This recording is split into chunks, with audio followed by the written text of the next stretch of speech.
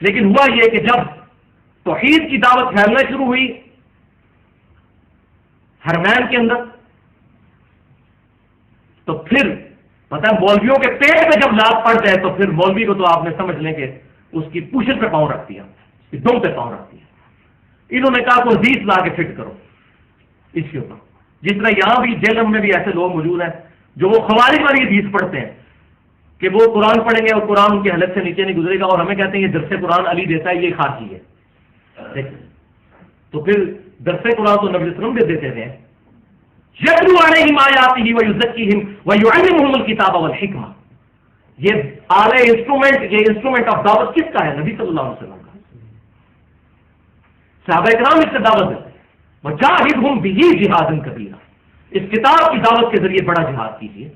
سورہ فرقان آیت نمبر 52۔ تو ان کو بھی پتہ ہے، حالانکہ خوارج کے چیپٹر میں امام بخاری حدیثیں ہیں لیکن پڑھ کے لگا دیتے ہیں۔ تو مولویوں کی جب روٹی پہ لات پڑے تو آپ سمجھ لیں کہ یہ آپ کو نہیں پھر چھوڑیں گے، الا ماشاء اللہ جو اہل حق ہے۔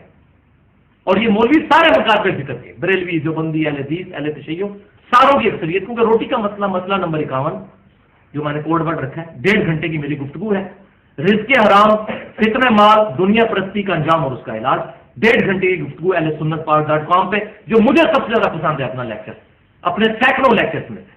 ادھر میں نے پول کھولیں کہ قرآن کی روح سے حرام خور اور دنیا پرست مولوی کو ہی کہا گیا، یہ ساری آیات ان کے بارے میں۔ تو ان کی روٹی پہ لات پڑی۔ تو ابن عابدین شامی ایک حنفی مولوی تھا شام کا، یہ شامی ہوئی اہل بیت کے قاتل، انہی کی اولاد۔ امام نسائی کو کتاب لکھنے پر، خصائص علی 194 حدیثیں جمع کرنے پر انہی شامیوں نے قتل کیا۔ علی کا نام کیوں لیتے ہو؟ وہ کتاب موجود ہے الحمدللہ، اردو میں ترجمہ ہو چکا ہے۔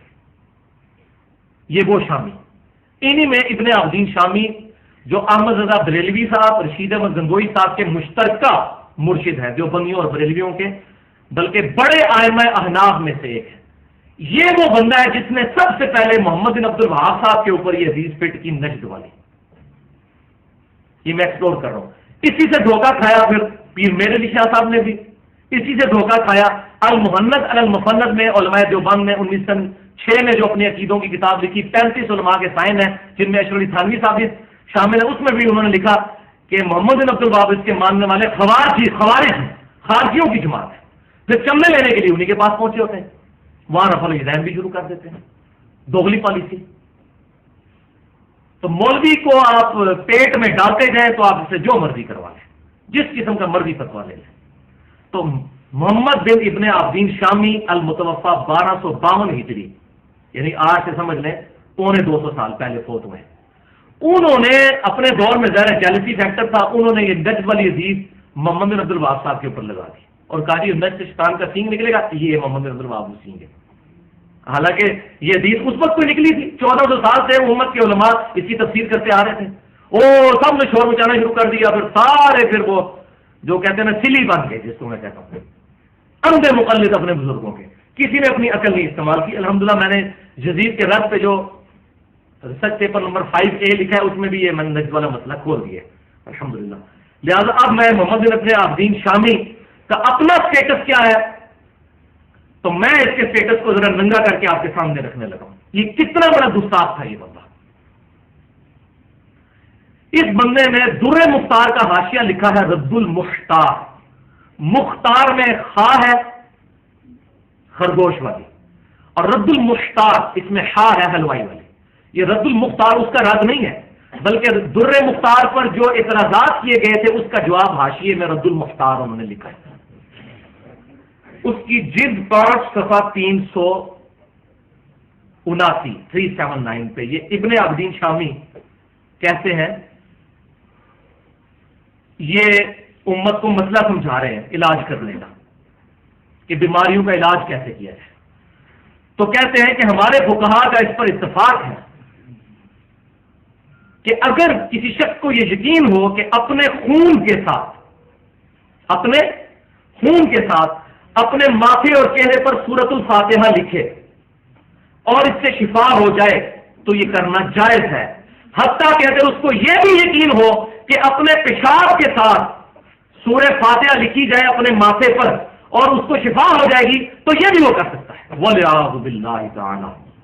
اور تقی عثمانی صاحب جو ہے وہ اس کے جو ہے نا اس کے دفاع میں اتنے بڑے بڑے فتوے، کیسے بزرگوں کو چھوڑ دیں جواب کے اوپر؟ نہیں بزرگوں نے اتنے بڑے بڑے بزرگ پاگل ہیں، اتنے بڑے بڑے بزرگ پاگل ہیں۔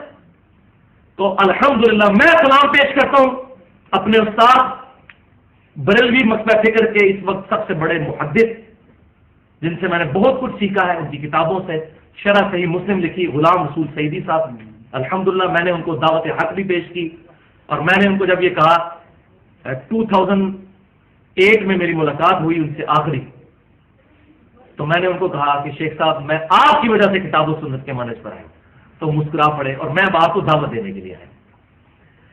تو غلام رسول سعیدی صاحب اپنی شرح صحیح مسلم میں جلد 6 صفحہ 556 پر لکھتے ہیں، اس پہ کمنٹ کرتے ہوئے دیکھیں اس بندے نے کس طرح اپنا ایمان بچایا ہے۔ اللہ اکبر کبیرہ۔ وہ کہتے ہیں کہ میرے نزدیک یہ بات کرنا، چاہے ہمارے اس بزرگ نے کی ہے ابن عابدین شامی نے، یہ ایمان ختم ہو جانے کے خطرے سے خالی نہیں ہے، اور کوئی بھی مسلمان مر جانا گوارا کرے گا، لیکن یہ کام کبھی نہیں کرے گا کہ اپنے پیشاب یا خون سے سورہ فاتحہ اپنے ماتھے پر لکھے۔ اور پھر تیسرا جملہ انہوں نے لکھا کہ اللہ ان کو معاف کرے، بال کی کھال اتارنے کی ان کی عادت نے ان کو یہاں تک پہنچایا کہ انہوں نے قرآن کی بھی توہین کر دی۔ بولے عبد اللہ تعالی، یہ غلام رسول سعیدی صاحب نے ماشاءاللہ میں سمجھتا ہوں تو ایسا، اگر اس کا نام حنفی ہونا ہے تو ایسے حنفی ہم بھی ہیں، یہ کتاب و سنت کے خلاف کسی کی بھی بات ہے اس کو چھوڑ دیا الحمدللہ۔ تو یہ انہوں نے خود اس حوالے سے ان کا پوسٹ مارٹم